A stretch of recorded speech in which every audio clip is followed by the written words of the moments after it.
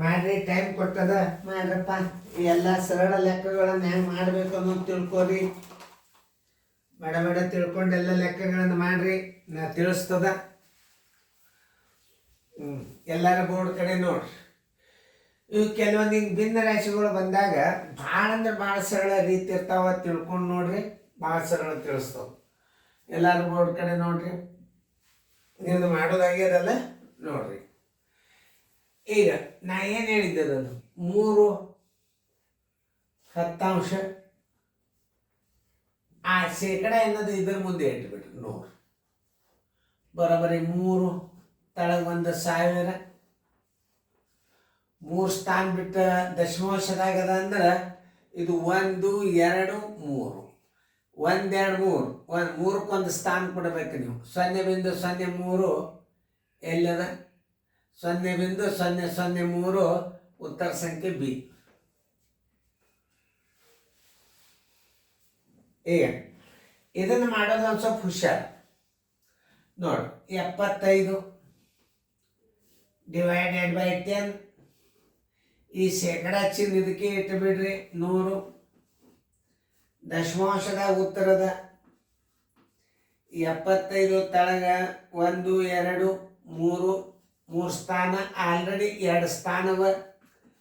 0.075 0.075 ಉತ್ತರ ಸಂಖ್ಯೆ ಸಿ. ಈಗ ನಿಮಗೆ ಒಂದು ಸ್ವಲ್ಪ ಭಿನ್ನ ರಾಶಿಗಳ ಬಗ್ಗೆ ಪರಿಚಯ ಮಾಡಿಕೊಡ್ತದ. ಆಮೇಲೆ ಮುಂದೆ ಗಣಿತಗಳು ಬರ್ತಿರ್ತಾವ.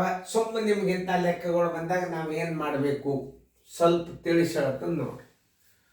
1 8 ಪ್ಲಸ್ 1 16 ಪ್ಲಸ್ 1 4.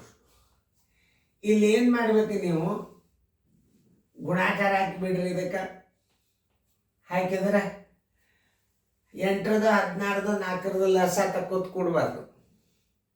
ಅದರ ದೊಡ್ಡ ಅಂಕೆ ಯಾವುದು? 16. ಈ 16 4ರಲ್ಲೇನೂ ಹೋಗ್ತದೆ, 8ರಲ್ಲೇನೂ ಹೋಗ್ತದೆ. ಇದರ ಲಸ 16 ಅಂತ ತಿಳ್ಕೊಂಡು ಬಿಡ್ಬೇಕು ನೀವು.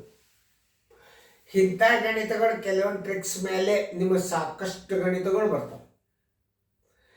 ಇಂಥ ಗಣಿತ ನೀವು ಬೇಸಿಕ್ ಕಲ್ತು ಬಿಟ್ರಿ ಅಂತಂದ್ರೆ ನಿಮಗೆ ಬೇಕಾದಂಥ ಭಿನ್ನ ಈ ಲಸ ಈಗ ಏನು ಮಾಡ್ತೀರಿ, 8 2ರಲ್ಲೊಮ್ಮೆ 2ರಲ್ಲೊಮ್ಮೆ 3ರಲ್ಲೊಮ್ಮೆ ನೀವು ಹಿಂಗೆ ಅದು ಲಸ ಮಾಡೋ ಪದ್ಧತಿ ಒಳಗೆ ಮಾಡಿ ಲಸ ಅವನ್ನು ಕಂಡು ಹಿಡಿಯರಿ.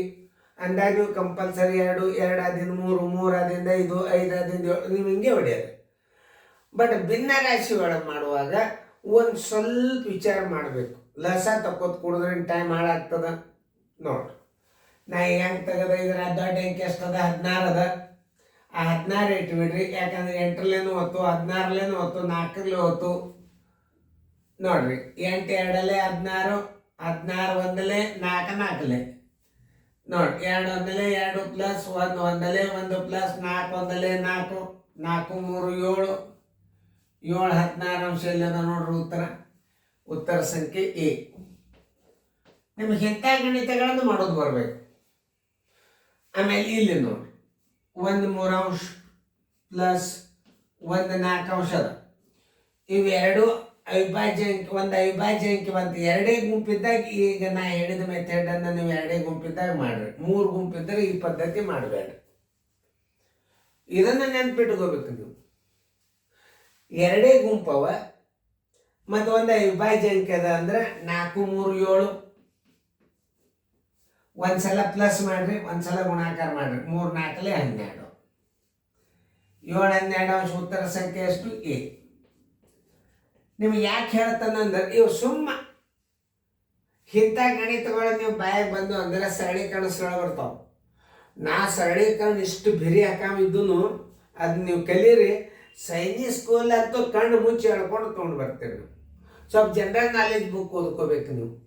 Current event, general knowledge, Kannada ವ್ಯಾಕರಣ ಅವೆಲ್ಲ ಮುಂದೆ ನಾನು ಸಾಧ್ಯ ಆದಷ್ಟು ನಾನು ಮಾಡ್ತೀನಿ. ಈಗ ಗಣಿತ ಭಾಗ ಮುಗೀತಂದ್ರೆ ಅದೇ ಚಾಲು ಮಾಡೋವಿದ್ದಂತ. ಈಗೆಲ್ಲ ನೋಡ್ರಿ, ಈಗೆಲ್ಲ ತಿಳ್ಕೊಂಡ್ರಿ, ಶೇರ್ ಮಾಡಿರಿ, ಲೈಕ್ ಮಾಡಿರಿ. ಅವೆಲ್ಲ ಗಣಿತಗಳನ್ನು ಯೂಟ್ಯೂಬ್ನಲ್ಲಿ ನೀವು ಲ್ಯಾಪ್ಟಾಪ್ದಾಗ ನೋಡ್ರಿ.